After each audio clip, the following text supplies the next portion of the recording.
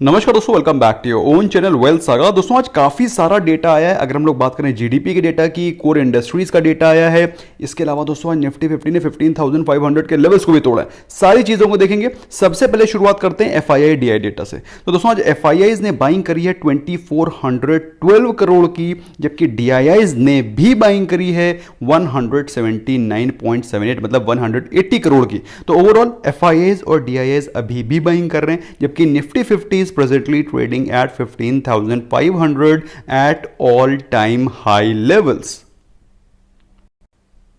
कितने स्टॉक्स भाग रहे थे, कितने स्टॉक्स गिर रहे थे? अगर आप एडवांस डिक्लाइन रेशियो देखेंगे तो आपको लगेगा ऑलमोस्ट इक्वल स्टॉक्स एडवांस कर रहे थे और प्रॉफिट बुकिंग भी almost similar kind of stocks that is 818 stocks में हो रही थी। तो मार्केट में आज ज्यादा खास बियरिश या बुलिश सेंटीमेंट नहीं था, लेकिन उसके बावजूद भी स्टॉक स्पेसिफिक अच्छी खासी बाइंग दिखाई पड़ रही थी। और दोस्तों निफ्टी 50 ने 15,500 के लेवल्स को तोड़ते ही एक जबरदस्त तेजी दिखाई। ऑल्दो आज मॉर्निंग में स्टार्टिंग में वीकनेस थी और ऐसा लग रहा था कि आज 35,000 के लेवल्स नीचे के लेवल पे टूटेंगे, और टूटे भी, लेकिन एक बहुत ही शानदार जंप और रिकवरी वहां से दिखाई पड़ी। आज इंपॉर्टेंट जीडीपी का डेटा भी आया है जो कि काफी पॉजिटिव है, उस पर भी नजर मारेंगे। फिलहाल सेंसेक्स के बारे में बात करें, सेंसेक्स ऑलमोस्ट 52,000 के लेवल्स पे चल रहा है। मार्केट में स्ट्रेंथ कंटिन्यू है और विक्स हैज फॉलन बिलो 16, उसके बारे में हम लोग आगे बातचीत करेंगे। ऑन दी कॉन्ट्ररी अगर हम लोग बात करें यूरोप में या फिर बात करें हम लोग ग्लोबल मार्केट्स में, तो ग्लोबल मार्केट्स में एसजीएक्स निफ्टी आपको फ्लैट ट्रेड करता हुआ दिखाई पड़ रहा है। अगर हम लोग बात करें यूरोपियन मार्केट्स की, तो यूरोपियन मार्केट्स में बल्कि आप देखें तो प्रॉफिट बुकिंग दिखाई पड़ रही है। तो इंडिया स्पेसिफिक ही तेजी आपको दिखाई पड़ रही है। इंडिया का रुपी is getting stronger day by day. बहुत सारे रीजन हैं जिसकी वजह से आपको इंडिया में अच्छा खासा इन्वेस्टमेंट आता हुआ दिखाई पड़ रहा है। दोस्तों जैसे कि मैंने अभी आपको बताया कि ब्रॉड बेस रैली नहीं है, स्टॉक स्पेसिफिक रैली चल रही है। अगर आप बात करें रिलायंस की तो ऑलमोस्ट 3% की तेजी थी। बात करें आईसीआईसीआई बैंक की 3%, जेएसडब्ल्यू 3%, डॉक्टर रेड्डीज 2.5%। तो बेसिकली आज स्टॉक मार्केट में आपको जो तेजी थी वो काफी स्टॉक स्पेसिफिक दिखाई पड़ रही थी। कोई ब्रॉड कोई सेक्टर ऐसा नहीं था कि पूरा का पूरा सेक्टर भाग रहा हो।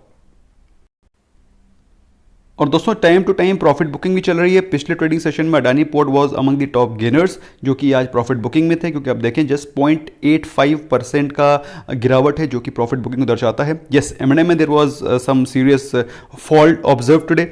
Infosys and Larsen were the other top losers.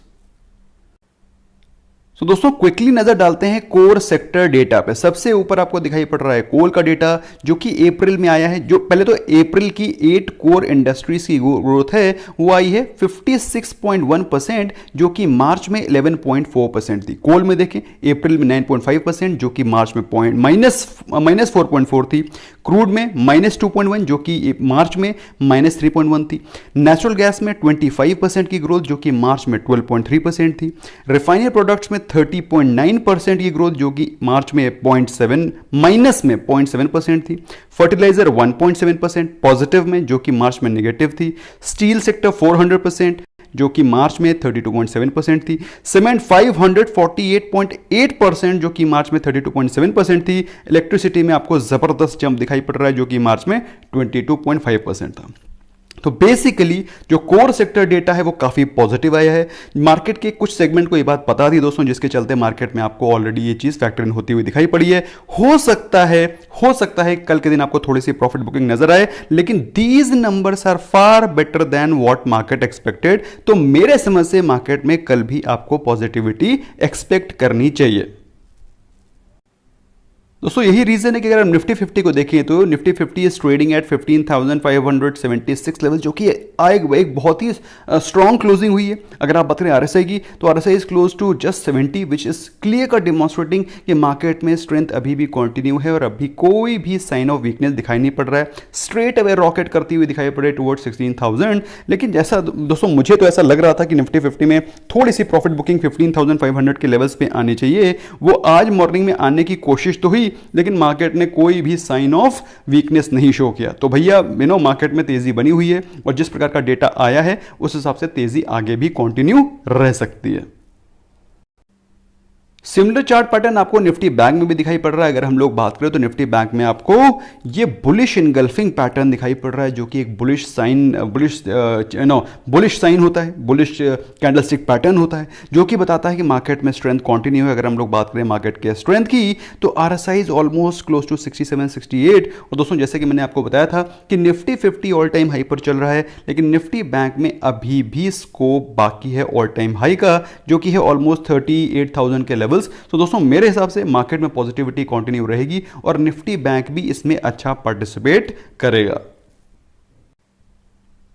लेकिन अगर हम लोग ऑप्शन चेन के डेटा को ऑब्जर्व करें तो फिलहाल निफ्टी 50 जो बैंक निफ्टी है उसका जो स्पॉट प्राइस चल रहा है वो है 35,526। आज की डेटा के हिसाब से पुट कॉल रेशियो बता रहा है 0.94, जिसका मतलब है कि मार्केट में थोड़ा सा अपसाइड अभी भी बाकी है। ऑल्दो अगर मैक्स पेन के बारे में बात करें 35,300 बता रहा है। दोस्तों ये मैक्स पेन का data almost on daily basis change होता रहता है, लेकिन जो पीसीआर की वैल्यू है वो बताती है कि मार्केट में थोड़ी सी अपसाइड अभी भी पॉसिबल है। ऑल्दो निफ्टी 50 के डेटा को देखें तो पुट कॉल रेशियो इज 1.41, जो कि बताता है कि मार्केट में अच्छी खासी बाइंग ऑलरेडी हो चुकी है और हो सकता है आगे आपको कुछ कंसोलिडेशन दिखाई पड़े टिल 3 जून। मैक्स पेन का डेटा दिखा रहा है 15,500। ओवरऑल अगर मार्केट में हम लोग बात करें तो मार्केट में पॉजिटिव साइंस ज़्यादा है, मार्केट में पॉजिटिव मोमेंटम ज़्यादा है rather than any negative momentum. तो बेसिकली हमको मार्केट में पॉजिटिव ही रहना है और जिस प्रकार का चार्ट स्ट्रक्चर, जिस प्रकार का पोजीशन हमको दिखाई पड़ता है मार्केट में, उस प्रकार से हमें अपने ट्रेड सेटअप को लेना होगा। Pre conceived idea, pre conceived notion से आप आजकल की मार्केट में ट्रेड नहीं ले सकते। दोस्तों कोर इंडस्ट्रीज के जो डेटा हैं वो तो मैंने आपके साथ डिस्कस कर लिया। अब बात कर लेते हैं इंपॉर्टेंट जीडीपी के नंबर्स के। तो दोस्तों जीडीपी जो कि Q4 का जो जीडीपी के नंबर्स आए हैं उसमें जो एस्टिमेट था मार्केट का वो था कि GDP growth in Q4 will be approximately 1.3%, जो कि एक्चुअली में 1.6% आया, जो कि बहुत ही शानदार और पॉजिटिव नंबर है। और इंडिया की अगर बात करें 21 की, दैट इज फाइनेंशियल ईयर 2021 की जीडीपी की, तो एस्टिमेट था कि -8% का नेगेटिव ग्रोथ होगा, जो कि एक्चुअली में जो बोला गया है वो है -7.3। ओवरऑल इस फ्रंट पे भी कुछ पॉजिटिविटी दिखाई पड़ रही है। सो ओवरऑल माहौल जो है, जो नंबर्स हैं वो काफ़ी पॉजिटिव हैं। लेकिन दोस्तों जैसा कि मैं हमेशा आपको बोलता हूं कि numbers stats hide more than what they reveal.